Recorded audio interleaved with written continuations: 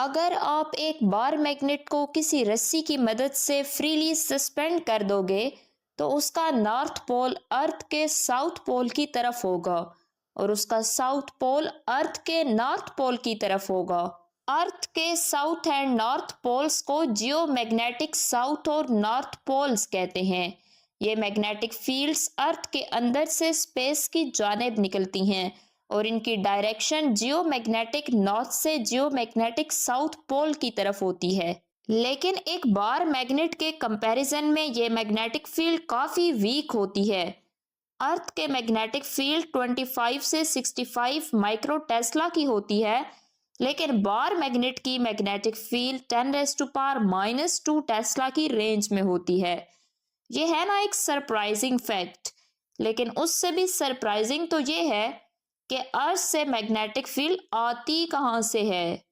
अर्थ के कोर में मेंटल से लेकर अर्थ सरफेस के सेंटर तक 3478 किलोमीटर तक आयरन और दूसरे एलिमेंट्स के एलॉयज प्रेजेंट हैं। इसे हम दो पार्ट्स में डिवाइड कर सकते हैं। पहली है इनर कोर, जो सॉलिड मेटल्स और रेडियो एक्टिव एलिमेंट्स से बनी हुई है और ये elements excess amount of heat generate करते हैं, इसलिए वहाँ टेम्परेचर 5730 डिग्री सेल्सियस तक हो जाता है और ये हीट इनर कोर से निकलकर आउटर कोर तक जाती है। आउटर कोर जो लिक्विड है, इस आउटर कोर में आयरन के एलॉयज लिक्विड फॉर्म में प्रेजेंट होते हैं। इनर कोर से ट्रांसमिट होने वाली हीट आउटर कोर में मौजूद एलिमेंट्स में शिफ्ट हो जाती है और उन लिक्विड आयरन एलॉयज को चेंज कर देती है, जिससे इलेक्ट्रिक फील्ड क्रिएट होती है। और स्कूल फिजिक्स में सबने पढ़ा होगा कि इलेक्ट्रिक फील्ड मैग्नेटिक फील्ड को जनरेट करने का सबब बनती है। अर्थ के अराउंड इस मैग्नेटिक फील्ड के बनने के प्रोसेस को डायनेमो या जियो डायनेमो कहते हैं और ये मैग्नेटिक फील्ड एक मैग्नेटिक डाइपोल से शो की जाती है, जो इसके रोटेशनल एक्सिस के अबाउट 11 डिग्री पर झुकी हुई है।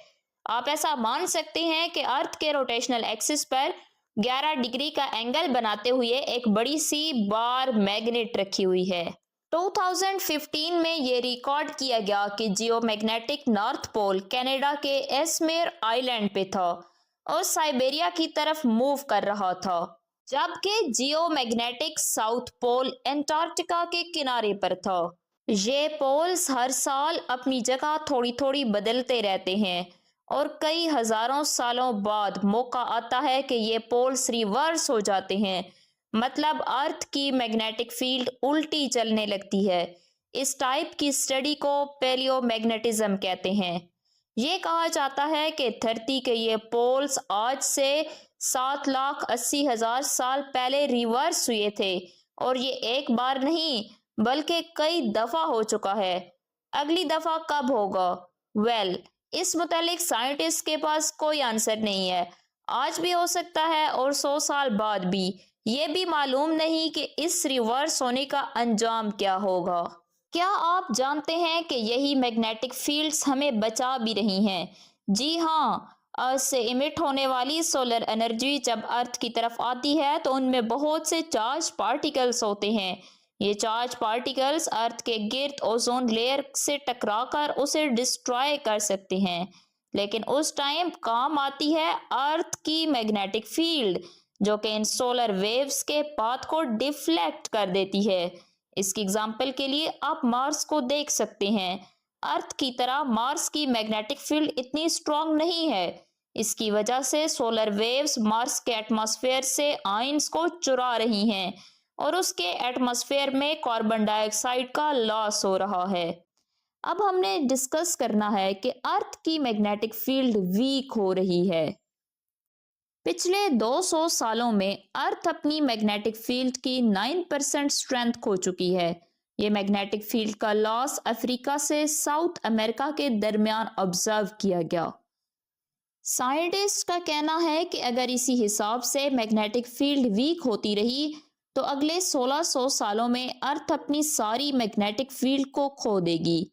मैग्नेटिक फील्ड खत्म होने का मतलब है कि पोल्स रिवर्स हो जाएंगे। तो क्या ये जियोमैग्नेटिक रिवर्सल जमीन पर जिंदगी के खात्मे की वजह बन सकता है?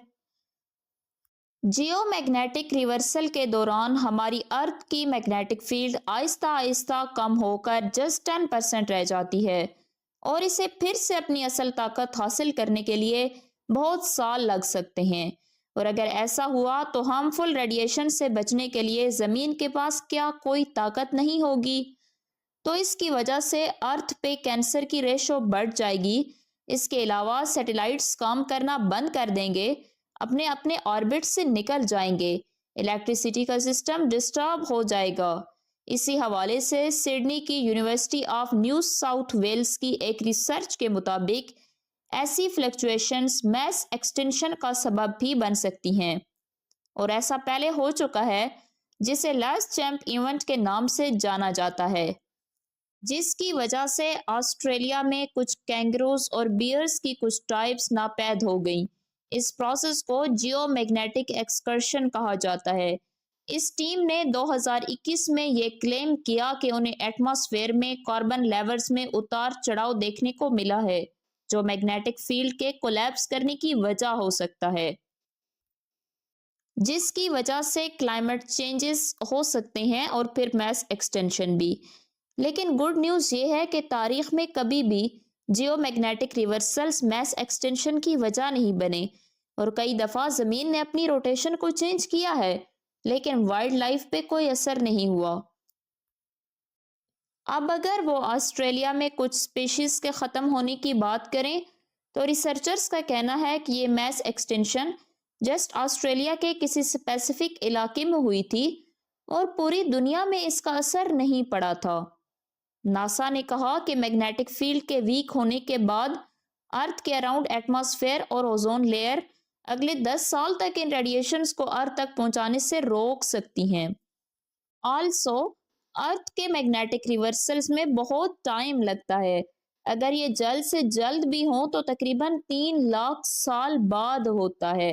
तो इस बात के हाई चांसेस हैं कि इतने टाइम तक कोई ना कोई ऐसी टेक्नोलॉजी तो इन्वेंट हो ही चुकी होगी जो इस सब के नुकसानात से बचा सके।